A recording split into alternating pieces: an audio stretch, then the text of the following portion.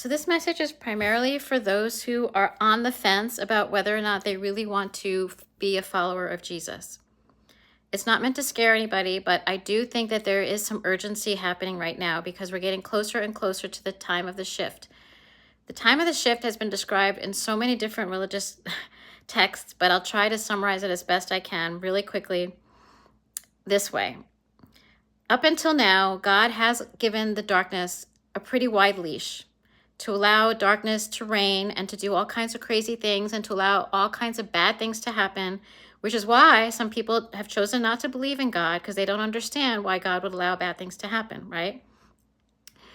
But while that might seem logical, there's a reason behind everything that happens, okay? And there's always a lesson and there's always good that comes from evil. God will always use good for evil every single time.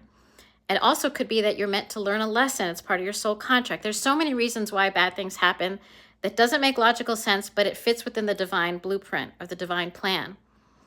And therefore, that's what's been happening. But since we're getting closer to the time of the shift, since we're getting closer to the time that's a biblical time, right, that's been spoken about in Revelations for thousands of years, we're in a 26,000 year cycle, right, and we're getting to that point.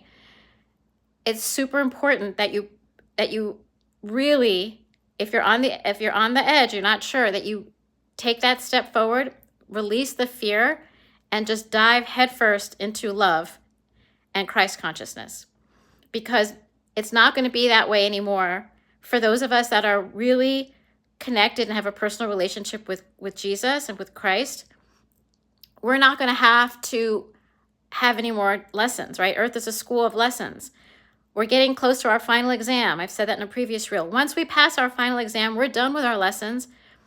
We're now beyond the reach of the darkness. If the darkness tries to come after God's anointed, those of us that have learned our lessons, that have walked with him, etc., have done all the work, when the darkness strikes, it's only going to come back and hurt them like a boomerang. It's not going to work. But if you're someone who hasn't relinquished your life to Christ, who hasn't surrender to Christ fully, you're going to be in that situation where you're going to have to go through the 7 years of trial and tribulation as predicted and prophesied in the Bible. Because God's going to want to have to push you through another series of lessons, another series of challenges. So if you don't want to go through that again or more than you already have so far in this world, take the leap, take the chance, push the fear aside, and dive headfirst into the love that Christ has for you. Because God loves all of his children.